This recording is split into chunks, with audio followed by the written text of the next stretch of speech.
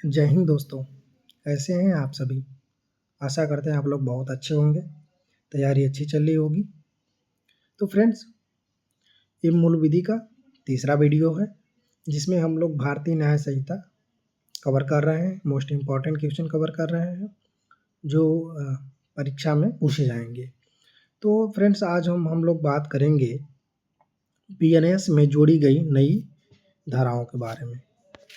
BNS में जोड़ी गई नई धाराओं के बारे में एग्जाम में एक क्वेश्चन जरूर पूछेगा यहाँ से कि कौन कौन सी नई धाराएं जोड़ी गई हैं, कौन कौन सी इम्पोर्टेंट है वो मैं आपको बता दे रहा हूँ। धाराओं में क्या है वो भी बता दे रहा हूँ। तो आप लोग ज़रूर नोट करिएगा, याद करिएगा, रिवीजन कीजिएगा। यहाँ से क्वेश्चन आपको एग्जाम में देखने को मिल जाएंगे। ठीक है फ्रेंड्स, तो बढ़ते हैं, देखते हैं। देखिए, पहला है धारा 2। धारा 2 में क्या है, मैंने बताया था कि धारा 2 में जितने भी परिभाषाएं हैं, जैसे जीव जंतु, बालक, कुटकर्ण, कार्य, जितने भी परिभाषाएं हैं सब किस में आ गई हैं, धारा 2 में आ गई हैं। ठीक है, सबको सिमेट के जो है कि कहाँ कर दिया गया है, धारा 2 में कर दिया गया है। तो कौन सी नई धारा जोड़ी गई है, तो नोट करिए कि धारा 2 की उपधारा 3 ये नई जोड़ी गई है। धारा 2 की उपधारा 3 नई जोड़ी गई है। तो धारा 2 की उपधारा 3 में क्या है, बालक। तो बालक है, तो बालक से क्या अभिप्रेत है, तो बालक से यह अभिप्रेत है कि जो भी व्यक्ति 18 वर्ष से कम आयु का है वो क्या है, बालक है। तो ये नया जोड़ा गया है, आप लोग नोट कीजिएगा, इंपॉर्टेंट क्वेश्चन है, पूछेगा एग्जाम में। ठीक है फ्रेंड्स, कौन सी धारा जोड़ी गई है, धारा 2 की उपधारा 3, जिसमें क्या है, बालक है। बालक से अभिप्रेत है कि कोई भी व्यक्ति जो 18 वर्ष से कम आयु का है। ठीक है, यहाँ तक समझ में आया। बढ़ते हैं आगे। एक धारा जोड़ी गई है 48। एक धारा क्या जोड़ी गई है, 48 जोड़ी गई है। 48 में क्या है कि भारत में अपराधों का भारत से बाहर दुष्प्रेरण। इसका मतलब क्या होता है, समझिए बात को। जैसे कोई व्यक्ति है वो भारत के बाहर है, ठीक है, और भारत से बाहर रह के भारत के लिए कोई अपराध का दुष्प्रेरण करता है या फिर कोई साजिश रचता है भारत के प्रति अपराध करने के लिए, तो वो क्या है, भारत में अपराधों का भारत से बाहर दुष्प्रेरण, ऐसे समझिए बात को। ठीक है, तो वह व्यक्ति इस संहिता के अर्थ से अंतर्गत अपराध का दुष्प्रेरण करता है जो भारत से बाहर हो, उससे परे किसी ऐसे कार्य के लिए किए जाने का भारत में दुष्प्रेरण करता है जो अपराध होगा, यदि जैसे भारत में किया हुआ। जैसे मान लीजिए कि वो भारत से बाहर रहता है, ठीक है, और भारत में कोई उसका व्यक्ति है जो उसको दुष्प्रेरित कर रहा है, उकसा रहा है कि तुम एक काम कर दो भारत में, मैं तुमको पैसे दूंगा, चाहे जो भी, ऐसे करके। तो जब मान लीजिए कि भारत में वो अपराध हो जाता है तो ऐसा समझा जाएगा कि ये अपराध उसी व्यक्ति ने किया है जो भारत के बाहर रह रहा है। ठीक है, समझ में आया। तो ऐसे याद करना है आपको। ठीक है, जैसे दृष्टांत दे दिया है कि क एक्स देश में ख को भारत में हत्या करने के लिए उकसाता है। क हत्या का दुष्प्रेरक दोषी है। जैसे कि मान लो ख हत्या कर दिया तो क भी क्या है, ऐसा समझा जाए कि क ही हत्या किया है। समझ में आया बात को। ठीक है, आगे बढ़ते हैं, नोट कर लीजिएगा धारा 48। नेक्स्ट क्वेश्चन है कि एक धारा जोड़ी गई है 69 में क्या है कि प्रवर्चनापूर्ण साधनों आदि का प्रयोग करके मैथुन। इस बात को समझिए, कहना क्या जाता है। जैसे मान लीजिए कोई व्यक्ति है किसी महिला से यह कहता है कि मैं पुलिस में हूँ, तुम मुझसे शादी कर लो। झूठ बोलता है जो कि वो पुलिस में नहीं है। या फिर कोई व्यक्ति किसी जॉब में है और वह ये कह के मतलब झूठ बोल के शादी करने का झांसा देकर ऐसे बोलता है कि मैं इंस्पेक्टर पर पे प्रमोशन पा गया हूँ, तो मुझसे शादी कर लो, जो कि वो झूठा बोलता है। तो उस चीज़ को ये यहाँ पे 69 धारा समझा रही है कि प्रवचनापूर्ण साधनों आदि का प्रयोग करके मैथुन। ठीक है, समझ में है बात को। तो शादी का झांसा दे के उसके साथ शारीरिक संबंध बनाता है, तो ये क्या है, अपराध है। ठीक है, तो समझिए, जो कोई प्रवचनापूर्ण साधनों द्वारा यदि किसी महिला को विवाह करने का वचन देकर उसे पूरा करने के किसी आशय के बिना, ठीक है, उसके साथ मैथुन करता है, तो ऐसा मैथुन बलात्संग के अपराध की कोटि में नहीं आता है, तो वह दोनों में से किसी भांत के ऐसी अवधि के कारावास से दंडनीय होगा। समझ में आया? जैसे कि एक काम वो कर रहा है तो उसको पहले देखा जाएगा कि वो बलात्संग की श्रेणी में आ रहा है कि नहीं आ रहा है। अगर नहीं आ रहा है तो उस पर कौन सी धारा लगेगी? 69 लगेगी। समझ में आया बात को? तो वह दोनों में से किसी भी बात के ऐसी कारावास से दंडनीय होगा जो 10 वर्ष तक की हो सकेगी और जुर्माने के लिए भी दायी होगा। इसमें ये बात समझ लें कि warning for major not minor, ठीक है, जो मतलब कि माइनर नहीं होना चाहिए। समझ में आया बात को? ठीक है, आगे बढ़ते हैं। अब एक धारा जोड़ी गई है 73 को बस ऐसे याद कर लीजिएगा कि अनुज्ञा के बिना न्यायालय की कार्रवाइयों से संबंधित किसी मामले का मुद्रण या प्रकाशन करना। समझ में आया? जिसे मान लो जो कोई न्यायालय में कोई केस चल रहा है और उस केस के बारे में कोई वकील है चाहे कोई भी है, तो उसका मुद्रण किसी पेपर में या फिर मतलब कहीं भी प्रकाशन नहीं कर सकता। ठीक है, कोई धारा 72 में निर्दिष्ट किसी अपराध की बाबत किसी न्यायालय के समक्ष किसी कार्रवाई के संबंध में कोई बात उस न्यायालय के पूर्व अनुज्ञा यानी कि न्यायालय के अनुमति के बिना मुद्रित नहीं कर सकता। ठीक है, समझ में आया बात को? नेक्स्ट क्वेश्चन आगे देखते हैं। एक धारा जोड़ी गई 86 में क्या है? क्रूरता की परिभाषा दिया है। 86 में क्या है? क्रूरता की परिभाषा, याद कर लीजिएगा। तो क्रूरता में क्या है? क्रूरता की परिभाषा में क्या है? क ख जैसे दिया है कि जानबूझकर किया गया कोई आचरण ऐसी प्रकृति का है जिससे उस महिला को आत्महत्या करने के लिए प्रेरित करने की या उस महिला के जीवन, अंग या स्वास्थ्य को गंभीर क्षति या खतरा कारित करने के लिए उसे संभावना है। समझ आया बात को? तो ये क्रूरता की परिभाषा दिया है इसमें।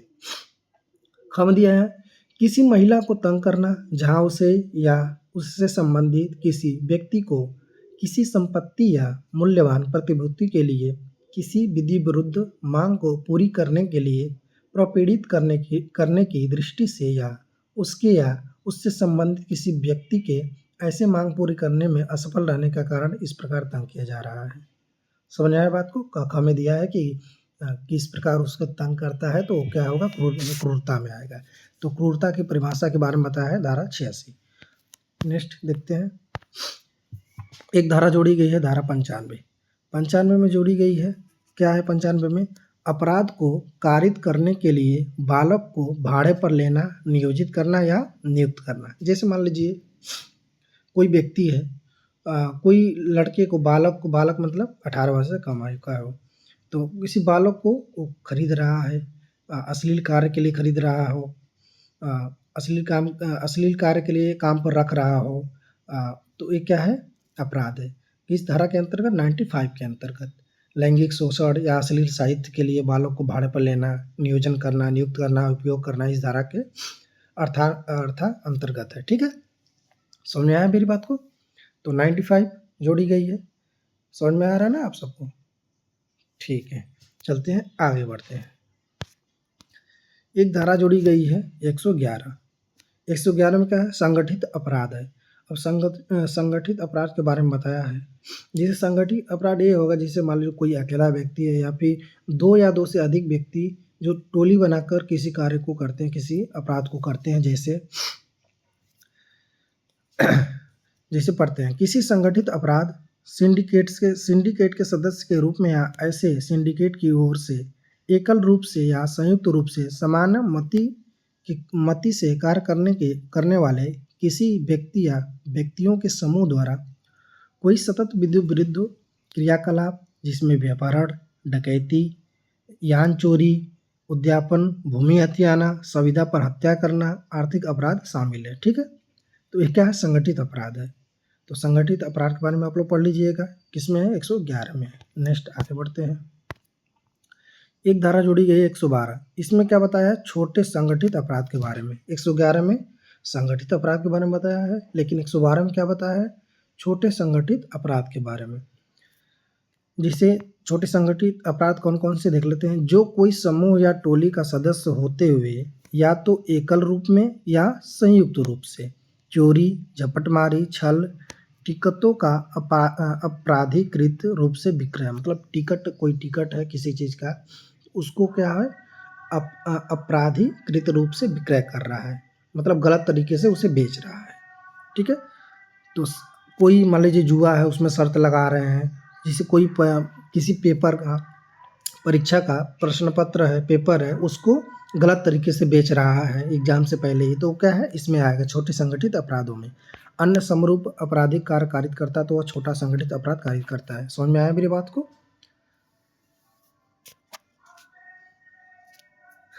आगे बढ़ते हैं। 113 में क्या है, आतंकवादी कृत्य है। आतंकवादी कृत्य क्या है, जो कोई भारत की एकता, अखंडता, संप्रभुता, सुरक्षा या आर्थिक सुरक्षा या संप्रभुता को संकट में डालने की संभावना के आशय से या भारत में या किसी विदेश में जनता अथवा जनता के किसी वर्ग में आतंक फैलाने या आतंक फैलाने की संभावना आशय से कोई कार्य करता है, जैसे बम, डायनामाइट, अन्य विस्फोटक पदार्थों से, ज्वलनशील पदार्थों से किसी व्यक्ति को हानि पहुंचाता है, क्षति पहुंचाता है, जैसे किसी को ज़मीन को, घर को, या फिर किसी व्यक्ति को, तो क्या किस में आएगा, आतंकवादी कृत्य में आएगा।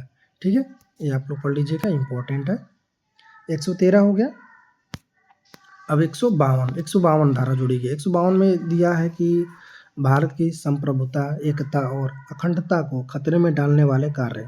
इसमें भारत की संप्रभुता, एकता और अखंडता को खतरे में डालने वाले कार्य के बारे में बताया है, आप लोग पढ़ लीजिए। जिसे दिया है कि जो कोई प्रयोजन पूर्वक या जानबूझकर बोले गए या लिखे गए शब्दों द्वारा या संकेतों द्वारा या दृश्य रूपण या इलेक्ट्रॉनिक संसूचना या वित्तीय साधनों के प्रयोग द्वारा या अन्यथा अलगाव या सशस्त्र विद्रोह या विध्वंसक क्रियाकलापों को प्रदीप्त करता है। ठीक है, या प्रदीप्त करने का प्रयास करता है, या अलगाव आदि क्रियाकलापों को, भावनाओं को बढ़ावा देता है, या भारत के संप्रभुता या एकता और अखंडता को खतरे में डालता है, या ऐसे अपराध सम्मिलित होता है या कारित करता है, तो वह आजीवन कारावास से, ऐसे कारावास जो 7 वर्ष तक हो सकेगा, दंडनीय होगा, जुर्माना से भी दायी होगा। समझ में आया मेरी बात को? 152 में क्या है ये पढ़ लीजिएगा। नेक्स्ट देखते हैं। नेक्स्ट का है 304। एक 304 जोड़ी गई है धारा। 304 में क्या है, झपटमारी। अब झपटमारी क्या होती है, जैसे कि पहला दिया है कि चोरी झपटमारी है। इसमें क्या है, चोरी झपटमारी है, यदि उसका क्या दिया है, कंडीशन दिया है कि क्यों चोरी झपटमारी है, ऐसे समझते हैं। चोरी झपटमारी है यदि चोरी करने के लिए अपराधी अचानक से, शीघ्रता से या बलपूर्वक किसी व्यक्ति से या उसके कब्जे से किसी जंगम संपत्ति अधिग्रहण कर लेता है या प्राप्त कर लेता है, या उसे छीन लेता है या ले लेता है। जैसे कोई चलते फिरते रोड पे जो है कि पर्स मार लिया किसी का, ठीक है, कोई चैन खींच के लेकर भाग गया, तो क्या चोरी क्या है, झपटमारी। इस कंडीशन में क्या होगी, वो झपटमारी होगी। ठीक है, चलते फिरते रोड पे किसी का चैन खींच के भाग गया, ठीक है, किसी का पर्स चुरा के निकाल के भाग गया, तो क्या है, झपटमारी के श्रेणी में आएगा। तो 304 में क्या है, झपटमारी है। अब 304(2) में क्या दिया है, 304 के उपधारा 2 में क्या है कि जो कोई झपटमारी करेगा वो दोनों में से किसी भांति से अवधि के लिए दंड के बारे में समझा रहा है, जैसे कि 3 वर्ष का हो सकेगा, ठीक है, कारावास, दंडित किया जाएगा या जुर्माना भी दिया होगा। ठीक है, समझ में आया मेरी बात को? आगे बढ़ते हैं। अब एक धारा जोड़ी गई है 358, इसको भी याद कर लीजिएगा। इसमें क्या है, निरसन और व्यावृत्ति, मतलब भारतीय दंड संहिता 1807 यानी कि आईपीसी का निरसन किया जाता है। इसमें बता दिया कि उसका निरसन किया जाता है। ठीक है, तो ये बस इतना याद कर लीजिएगा कि 358 में क्या है, निरसन और व्यावृत्ति। तो समझ में आया, ये सब इम्पोर्टेंट धारा है। और भी धारा जोड़ी गई हैं तो उतना मान लीजिए इम्पोर्टेंट नहीं है, लेकिन ये सब इम्पोर्टेंट धारा है जो पूछ सकता है कि कौन सी नई धारा जोड़ी गई है, तो वो नई धारा में क्या क्या है आप लोग याद कर लीजिएगा। ये वीडियो आपको कैसा लगा, समझ में आ रहा है कि नहीं, कमेंट करके ज़रूर बताइएगा, नहीं तो फिर मैं अपना पढ़ाने का तरीका बदल दूंगा, कि थोड़ा सा अलग तरीके से समझाने की कोशिश करूंगा। आप लोगों को समझ में आ रहा है कि नहीं, प्लीज़ कमेंट करके बताइएगा। ये वीडियो आपको कैसा लगा कमेंट करिएगा, अपने दोस्तों के साथ शेयर कीजिए, सब्सक्राइब करें मेरे चैनल को। ठीक है, थैंक्स फॉर वॉचिंग।